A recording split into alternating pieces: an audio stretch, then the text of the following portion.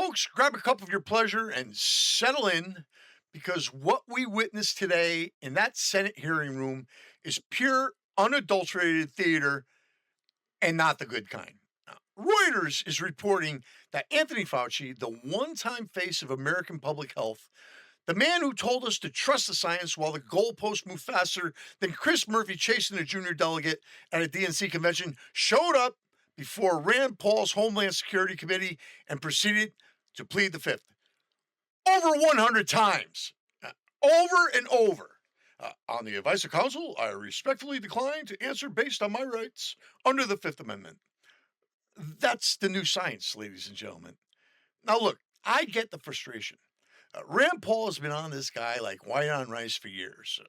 Lab leak origins, gain of function research, the mass flip flops, the school closures that wrecked a generation of kids. Paul's been asking the questions the legacy media treated like conspiracy theories until the evidence piled up higher than the national debt. And today, Fauci sits there, 85 years old, looking like he just bit into a lemon and refuses to say a word about any of it. He even accused Paul of running an unhinged campaign to put him in prison now. Unhinged. Buddy, the only thing unhinged is the body count and the economic wreckage that followed your guidance.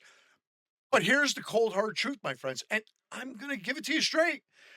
This whole thing is an exercise in futility dressed up in a suit and tie.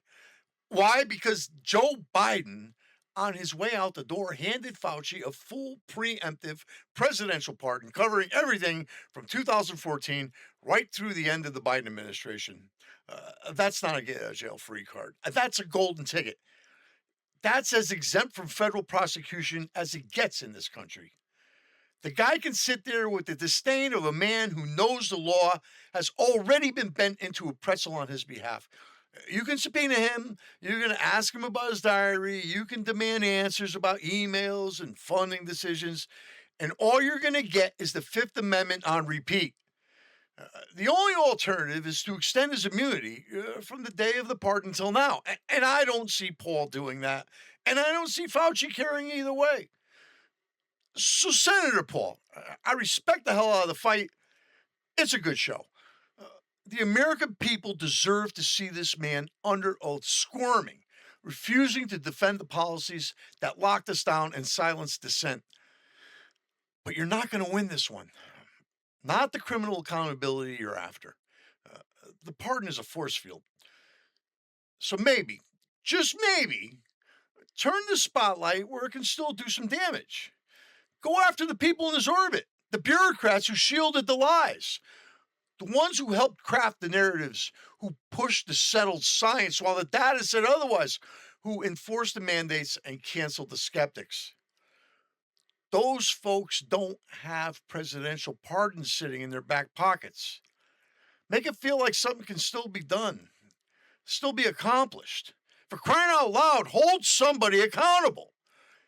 And while you're at it, Senator, how about putting that same energy into something that actually moves the ball forward for the country, like getting the SAVE Act passed? Secure elections, verified citizenship, basic integrity at the ballot box? That would do more lasting good than watching an untouchable octogenarian take the fifth for 3 hours. Folks, this is what the administrative state looks like when it circles the wagons. They protect their own, they rewrite the rules, and then they dare you to do something about it. Rand Paul's putting on a clinic in persistence, and God bless him for it. But today's hearing, pure exercise of futility.